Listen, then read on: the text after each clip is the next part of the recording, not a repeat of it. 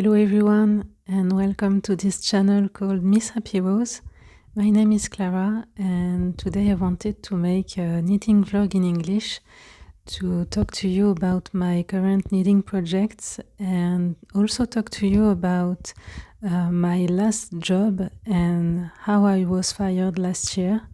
So this is a video I made in French as a podcast actually in September, and at that time I couldn't add a voiceover to the video. Now it's possible. I got a message from YouTube saying that all my videos can be translated by myself because it used to be translated by the artificial intelligence. So now I can do my own voiceovers, and so now I think I will be able to make videos especially in English and in French, as I can upload 2 voiceovers on one video. So I wanted to thank all the people who subscribed to this channel after my video about Ravelry. It was, I think, 4 or 5 years ago. So thank you very much for your comments and for your subscription to this channel. And I hope to be able to make more videos in English because I need to practice more. I used to work in English when I worked in hotels and restaurants in Paris, but since I moved to the east of France and when I worked in the woolen mill as a digital marketing manager, I didn't really talk in English for my job. I only wrote ads in English and sometimes social media posts, but in the company I used to work for, I was the only one speaking really professional English, meaning explaining the products and how to use yarns and how to knit in English. They hired translators for the knitting patterns, but for the website and for other contents, they simply used the online translators, so it was not really good. And sometimes it was hard to make them understand that some words didn't mean what they thought in English. But it was a long time ago, and now I'm moved again, and I'm in the southwest of France, and I lost my job actually. So I worked in this woolen mill from 2018 to 2024. And so in October last year, I was fired with my colleagues. We were more than 165 people working there. The company was headed by a family, and this was the second and the third generation of managers from this family. And so they couldn't face the invoices and they couldn't pay us several months. So they went to the court and asked to close the company or to sell it. And so in France there is a procedure.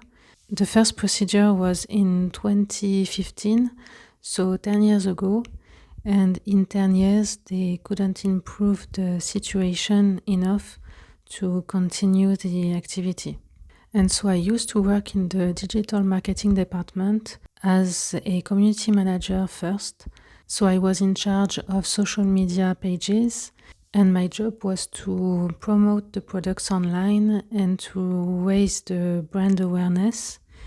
And I did that for 3 years, and then they promoted me to digital marketing manager. So I was also in charge of the campaigns on Google Ads and on social media to sell the products and to increase the revenue. And so I had a new colleague that was in charge of social media for the organic part, which is publishing regular posts and to interact with the community online. We also managed to raise the sales. And unfortunately, in 2024, the company couldn't afford paying for the energy, for the salaries, and for the wool and the products they needed to make the yarn.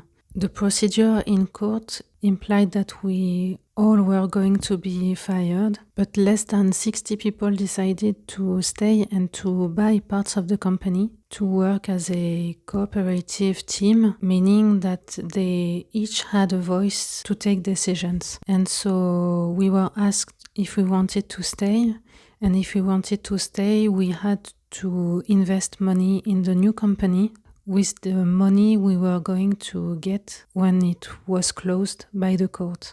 Reading the news online, I learned that they each invested around 20,000 euros in the new company. This is not really personal money. Basically, the money comes from previous salaries for the last month. And I don't know how to explain this, but it's contracted money. It's in the law in France. If you lose your job for economic problems, the state or the company owes you a certain amount for the years you have spent in the company, and they had to give 15% of this amount to the new company. And then they went to the unemployment office or bureau, I don't know how you say that, but they claimed certain funds for the creators of new companies. They managed to get around 20,000 euros per person, but for some of them it's less, and for the others it's more. But basically this is how they got the money to buy the company and start again the yarn production. And so for me, I didn't stay in the company because I had already moved to another part of France and I worked from home. And when they made the new company, I understood I was not included in the new team as I was the digital marketing manager. I learned that I had to give my projects to someone else. So this way I understood that I was not part of the team. Technically, I could stay in the company, but it was clear that I wouldn't do the same job. At least I wouldn't take decisions and manage the campaigns. So I didn't really have my place there in this team. So I decided that it was better to leave the company and to do my own projects. I know this is hard work, and since I started to make videos again, it's been really hard to get back on track and to boost the algorithms because the channel has been almost dead for 4 years. And when you don't post new videos, the algorithm forgets your channel and you have to post many videos before it understands that you are really back. So it's a lot of work, but it's worth it because now I can make my own content, talk about what I like about knitting, and show you many more yarns that I could when I was under contract, because if I had to sell a special brand, I couldn't really talk about the other ones in videos, so that's also part of why I didn't come back before. And also the video about Ravelry took me many years of research, and I also wanted to explain things properly. After that, I never really got back because the situation in the company was really hard and we had to work even more to sell more products and to be paid.